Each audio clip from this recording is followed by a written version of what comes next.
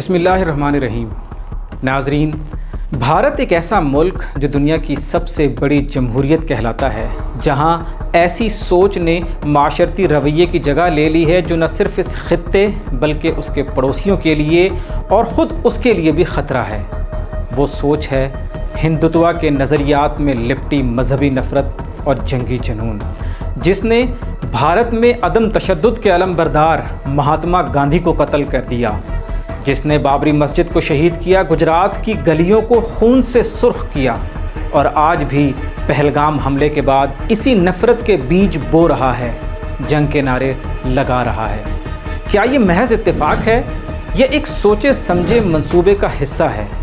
کون ہے جو اس آگ کو ہوا دے رہا ہے؟ کیا صرف سیاستدان یا میڈیا اور بڑے کاروباری گروہ بھی اس کھیل میں شامل ہیں؟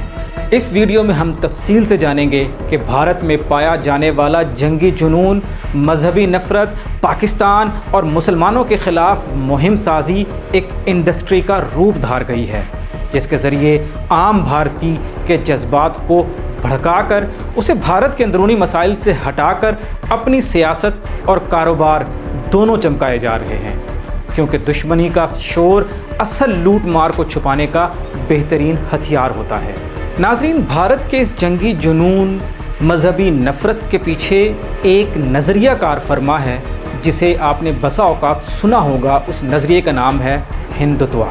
ہندوتوا ایک سیاسی نظریہ ہے جو بھارت کو ایک ہندو قوم کے طور پر متعین کرنے کی کوشش کرتا ہے۔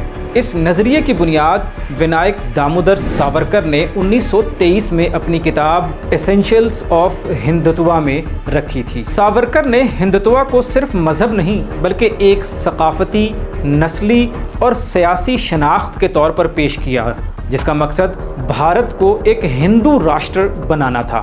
ہندوتوا کی بنیادی خصوصیات میں 3 چیزیں نمایاں تھیں۔ پہلی، ثقافتی قوم پرستی۔ ساورکر کے مطابق بھارت کی شناخت ہندو ثقافت سے جڑی ہوئی ہے، اور ہندو مت، بدھ مت، جین مت اور سکھ مت کو اس کا حصہ سمجھا جاتا ہے، جبکہ اسلام اور مسیحیت کو بیرونی مذاہب قرار دیا جاتا ہے۔ اس کا دوسرا حصہ ہے سیاسی ہندو قومیت۔ ہندوتوا کا مقصد بھارت کو ایک ہندو قوم کے طور پر قائم کرنا ہے، جہاں ہندو اقدار اور ثقافت کو مرکزی حیثیت حاصل ہو۔ تیسرا اہم جز، اقلیتوں کے لیے محدود حقوق۔ اس نظریے کے تحت غیر ہندو مذہب کے ماننے والوں کو بھارت میں محدود شہری حقوق دیے جانے کی وکالت کی جاتی ہے، جب تک کہ وہ ہندو ثقافت میں ضم نہ ہو جائیں۔ ساورکر کے انہی نظریات سے متاثر ہو کر کیشو بالیرام ہیڈگوار نے 27 ستمبر 1925 میں ناگپور میں راشٹریہ سویم سیوک سنگھ یعنی RSS کی بنیاد رکھی۔ RSS کا نام آپ لوگوں نے سنا ہوگا۔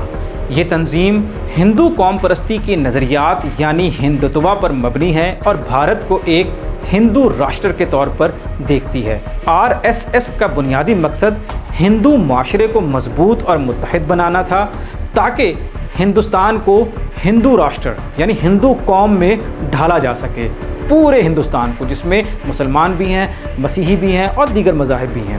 ہیڈگوار کا ماننا تھا کہ مسلمان اور عیسائی بیرونی اثرات ہیں اور ہندوستان کی اصل شناخت ہندوتوا ہے۔ آزادی کے بعد یہ تنظیم اس وقت سرخیوں میں ابھری جب اسی تنظیم یعنی RSS اور ہندو سبھا سے وابستہ ناتھورام گوڈسے نے 30 جنوری 1948 کو بھارت کی تحریک آزادی کے عظیم رہنما موہن داس کرم چند گاندھی صاحب کو قتل کر دیا، جنہیں عام انڈین باپو بھی کہتے ہیں۔ گوڈسے کا ماننا تھا کہ گاندھی مسلمانوں کے لیے نرم گوشہ رکھتے ہیں، جو ہندوتوا نظریے کے خلاف تھا۔ یہ شاید RSS کی نفرت کی کھیتی سے کٹ کر منظر عام پر آنے والا پہلا پھل تھا جو خود بھارت نے کاٹا تھا، جس میں بھارت کا سب سے معتبر چہرہ، جسے بھارتی مہاتما کا خطاب دیتے ہیں، جس کی گاندھی گیری کا پرچار تو کیا گیا، لیکن یہ بتانے کی جرت کسی نے نہیں کی کہ اہنسا وادی اور عدم تشدد کے اس علم بردار مہان مہاتما کیسے نفرت کی بلی چڑھ گیا، خود RSS یا ہندتوا کی۔ گاندھی کے قتل کے بعد گوڈسے نے عدالت میں بیان دیا کہ اس نے گاندھی کو اس لیے قتل کیا کیونکہ وہ مسلمانوں کے ساتھ نرم رویہ رکھتے تھے اور پاکستان کے قیام میں ان کا کردار تھا۔ اس نے گاندھی کو ہندو قوم کے دشمن کے طور پر پیش کیا۔ یہاں ایک اور اہم انکشاف ضروری ہے کہ گاندھی کے قتل کے بعد RSS پر 4 فروری 1948 کو پابندی عائد کی گئی۔ عام ہندوستانیوں کو سوچنے کی ضرورت ہے کہ آج کا ہندوستان کا پردھان منتری نریندر مودی خود RSS کا کارندہ ہے۔ RSS وہ جماعت جس پر 1948 میں اس لیے پابندی عائد کی گئی کیونکہ اس نے مہاتما گاندھی باپو کا قتل کیا۔ وہ باپو، وہ مہاتما گاندھی جو عدم تشدد کے فلسفے کو پروان چڑھا رہا تھا، جو نفرت کو ختم کرنے کی بات کر رہا تھا، جو بھائی چارے کی بات کرتا تھا، لیکن RSS یا ہندتوا کو وہ پسند نہیں تھا کیونکہ وہ امن پسند تھا۔ تو جب امن پسند ختم ہوتے ہیں تو ایسے ہی ہوتا ہے کہ نفرت بڑھتی ہے اور جنگی جنون حاوی ہو جاتی ہے۔ آج کے ہندوستانیوں کو یہ سوچنا ہوگا کہ انہوں نے گاندھی کے نظریے کے ساتھ چلنا ہے یا گاندھی کے قاتلوں کے نظریات کے ساتھ چلنا ہے۔ اس کے بعد RSS نے ایک آئینی حلف نامہ جمع کرایا کہ وہ پرامن، غیر سیاسی اور ثقافتی تنظیم کا لیبل لگا کر اپنے آپ کو ایک نئی تنظیم کے روپ میں چلائے گی، جس کو جواز بنا کر حکومت ہند نے گاندھی کے قاتل تنظیم RSS پر سے 11 جولائی 1949 کو عائد پابندی ہٹا دی۔ یوں نفرت کی فیکٹری کو پروڈکشن کی کھلی چھٹی مل گئی۔ اس کے بعد RSS نے خاموشی سے اپنے نظریات کو عوامی سطح پر پھیلانے کی ایک منظم حکمت عملی بنائی۔ پاکستان کو آتنکواد اور شدت پسندی کا طعنہ دینے والے اپنے جاہل، کم مراعات یافتہ طبقے کے ذہنوں میں ہندتوا کے نظریے کو راسخ کرنے میں مصروف ہو گئے، جس کے لیے انہوں نے کئی ایک ہندتوا کی تعلیم، ثقافتی اور سماجی تنظیمیں بنائیں اور عام ہندو میں اپنا اثر و رسوخ بڑھانے لگے۔ بھارت میں غیر ہندو کے خلاف پورے معاشرے کو سلو پوائزننگ کی جانے لگی۔ RSS کی ذیلی تنظیموں میں ایک بھارتیہ مزدور سنگھ یعنی BMS جسے محنت کشوں کی تنظیم کہا جاتا ہے، دوسری وشو ہندو پریشد جو ہندو مذہبی اتحاد کے لیے بنائی گئی۔ اس کے علاوہ ایک سیاسی شاخ جن سنگھ جو 1951 میں شیاما پرساد مکھرجی نے بنائی تھی۔ جن سنگھ 1977 میں جنتا پارٹی میں ضم ہو کر بھارتیہ جنتا سنگھ ہو گئی، لیکن نظریاتی اختلاف کے بعد RSS سے وابستہ کارکنوں نے 1980 میں بھارتیہ جنتا پارٹی یعنی BJP کے نام سے ایک نئی جماعت بنائی۔ BJP کے بیشتر لیڈر اٹل بہاری واجپئی، لال کرشن اڈوانی RSS کے تربیت یافتہ تھے۔ ابتدا میں BJP نے سیکولرزم اور گاندھیائی سوشلزم کی بات کی، لیکن کوئی بڑی کامیابی حاصل نہ کر سکی۔ 1984 کے عام انتخابات میں BJP کو صرف 2 سیٹیں ملیں۔ اس کے ساتھ ہی BJP کا مذہب کو سیاست چمکانے اور ہندوؤں کے دلوں میں بیٹھے مسلمانوں کے خلاف نفرت کو کیش کرنے کا آغاز ہوتا ہے، یعنی RSS کی کھیتی میں بوئی نفرت کے فصل کو کاٹنے اور آپس میں بانٹنے کا وقت ہوتا ہے۔ BJP نے اپنا بیانیہ مکمل طور پر بدل دیا اور ہندوتوا کی طرف مڑ گئی اور ایک گھناؤنے کھیل کا آغاز کیا۔ BJP اور اس کے اتحادیوں نے دعویٰ کیا کہ بابری مسجد ایودھیا میں اس مقام پر تعمیر کی گئی تھی جہاں بھگوان رام نے جنم لیا تھا، اور ایک قدیم مندر کو گرا کر یہ مسجد بنائی گئی تھی۔ BJP نے اسے ایک سیاسی تحریک بنا دیا تاکہ ہندو ووٹ بینک کو متحد کیا جا سکے۔ رام جنم بھومی خاص طور پر ایودھیا میں ایک مخصوص مقام کو کہتے ہیں جہاں ہندو یہ دعویٰ کرتے ہیں کہ رام کی پیدائش ہوئی تھی۔ مسلمانوں نے یہاں پر 1528 میں مغل جنرل میر باقی کے ذریعے ایک مسجد تعمیر کروائی تھی جو بابری مسجد کہلائی۔ ہندتوا تحریک کے مطابق یہ مسجد اس جگہ پر بنائی گئی جہاں پہلے ایک رام کا مندر موجود تھا، جسے منہدم کر کے مسجد تعمیر کی گئی۔ 1949 میں رات کے وقت خفیہ طور پر بابری مسجد میں رام کی مورتی رکھ دی گئی، جس کے بعد تنازع کھڑا ہوا اور نتیجتاً مسجد کو ہی تالا لگا دیا گیا۔ 1984 میں جب RSS کی تنظیموں نے مل کر رام جنم بھومی یاترا کا آغاز کیا تو یہ مسئلہ پھر سے گھمبیر ہو گیا۔ 1986 میں عدالت کی جانب سے بابری مسجد کھولنے اور اس میں ہندوؤں کو پوجا کرنے کی اجازت ملنے سے یہ تنازع اور شدت اختیار کر گیا۔ 1990 میں بی جے پی کے سینئر رہنما LK اڈوانی نے سومناتھ یعنی گجرات سے ایودھیا تک رتھ یاترا نکالی۔ راستے میں شدید فسادات ہوئے، اڈوانی کو بہار میں گرفتار کیا گیا۔ رتھ یاترا کا مقصد رام جنم بھومی پر رام مندر کی تعمیر کے حق میں ملک گیر جذبات کو بھڑکایا جائے۔ یہ یاترا ہندو جذبات کو ابھارنے میں کامیاب رہی، لیکن اس کے نتیجے میں ملک بھر میں ہندو مسلم فسادات پھوٹ پڑے۔ اس ماحول میں 6 دسمبر 1992 کو BJP اور وشو ہندو پریشد کے کارکنوں کے ایک بڑے ہجوم نے بابری مسجد پر حملہ کر کے اسے شہید کر دیا۔ اس دن BJP کے کئی سینئر رہنما جن میں اڈوانی، مرلی منوہر جوشی اور اوما بھارتی شامل تھے، ایودھیا میں موجود تھے اور انہوں نے وہاں موجود کارکنوں سے خطاب کیا۔ ان کی تقاریر نے ہجوم کو مسجد کی شہادت پر اکسانے میں اہم کردار ادا کیا۔ اس واقعے کے بعد ہندوستان بھر میں فسادات پھوٹ پڑے، جن میں تقریباً 2000 افراد ہلاک ہوئے، جن میں اکثریت مسلمانوں کی تھی۔ بابری مسجد کی شہادت کا تذکرہ یہاں پر اس لیے ضروری تھا کہ یہ وہ موقع تھا جب ہندوتوا، RSS، BJP یہ سب مل کر ایک ساتھ نمایاں نظر آئے اور انہوں نے مذہبی نفرت کو اپنی سیاسی مقاصد کے لیے استعمال کیا۔ نہ صرف استعمال کیا بلکہ کامیاب بھی ہوئے، جس کا ثبوت یہ ہے کہ بابری مسجد کی شہادت کے بعد BJP کی سیاسی مقبولیت میں نمایاں اضافہ ہوا۔ 1996 کے عام انتخابات میں BJP نے 161 لوک سبھا نشستیں حاصل کیں، جو اس وقت تک کسی بھی غیر کانگریسی جماعت کی سب سے بڑی کامیابی تھی۔ یہ کامیابی اس بات کی عکاسی کرتی ہے کہ مذہبی جذبات کو سیاسی فائدے کے لیے استعمال کیا گیا۔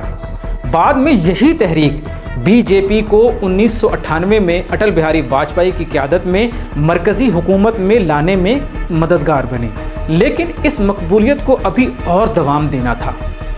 اسے مزید نفرت کی بھٹی میں پکا کر عام ہندو کو مسلم نفرت میں ایک زہر کا لاوا بنانا تھا، جس کے لیے دور شروع ہوتا ہے نریندر مودی کا۔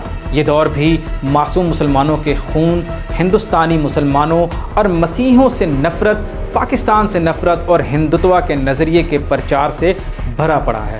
نریندر مودی کی سیاسی مقبولیت کا گجرات کے 2002 کے مسلم کش فسادات سے گہرا تعلق ہے، جہاں اس کی قیادت میں بھارتیہ جنتا پارٹی نے مذہبی تشدد اور قتل عام کو نہ صرف نظر انداز کیا بلکہ اس سے سیاسی فائدہ بھی اٹھایا۔ فروری 2002 میں گودھرا میں ایک ٹرین میں آگ لگنے سے 59 ہندو یاتری ہلاک ہوئے، جس کے بعد گجرات بھر میں مسلم کمیونٹی کے خلاف منظم تشدد کا آغاز ہوا۔ سرکاری اعداد و شمار کے مطابق 1044 افراد ہلاک ہوئے، جن میں اکثریت مسلمانوں کی تھی۔ حقیقی تعداد اس سے کہیں زیادہ بتائی جاتی ہے۔ ہزاروں مسلمان بے گھر ہوئے، سینکڑوں مساجد اور مکانات کو نذر آتش کیا۔ نریندر مودی اس وقت گجرات کا وزیر اعلیٰ تھا۔ اس پر الزام ہے کہ اس نے پولیس کو کارروائی سے روکا اور دہشت گردوں کو آزادانہ تشدد کی اجازت دی۔ اس کی قیادت میں BJP نے فسادات کو ہندوؤں کے دفاع کے طور پر پیش کیا، جس سے اس نے ہندو ووٹروں میں جذباتی حمایت حاصل کی۔ مودی نے 2002 کے انتخابات میں اس تشدد کو گجرات کی عزت کے دفاع کے طور پر پیش کیا، جس سے BJP کو 182 رکنی اسمبلی میں 127 نشستیں حاصل ہوئیں۔ گجرات فسادات نے نریندر مودی کو ایک ہندو ہیرو کے طور پر پیش کیا، جس سے اس کی سیاسی مقبولیت میں اضافہ ہوا۔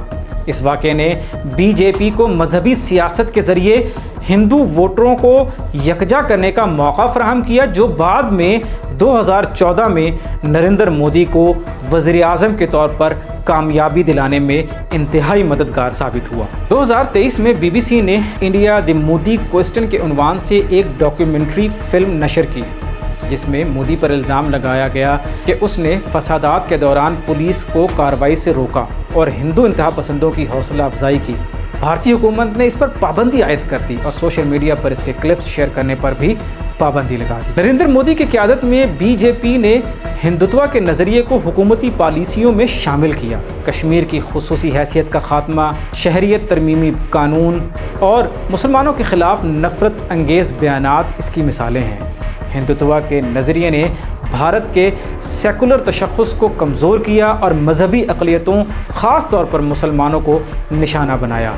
ये नज़रिया भारत की सियासत, समाज में मजहबी इंतहा पसंदी और जंगी जुनून को फ़रोग़ दे रहा है, जो ख़ित्ते के अमन के लिए ख़तरा है। ऐसे माहौल में पाकिस्तान के ख़िलाफ़ जंगी जुनून पाया जाना हिंदुस्तान में और हर हिंदू का मुसलमान को शक की निगाह से, नफ़रत की निगाह से देखना कोई अचंभे की बात नहीं, क्योंकि ये एक मुनज़्ज़म साजिश के तहत किया गया है। अब जायज़ा लेते हैं कि क्यों भारत में नफ़रत और जंगी जुनून इंडस्ट्री के तौर पर परवान चढ़ाया जा रहा है।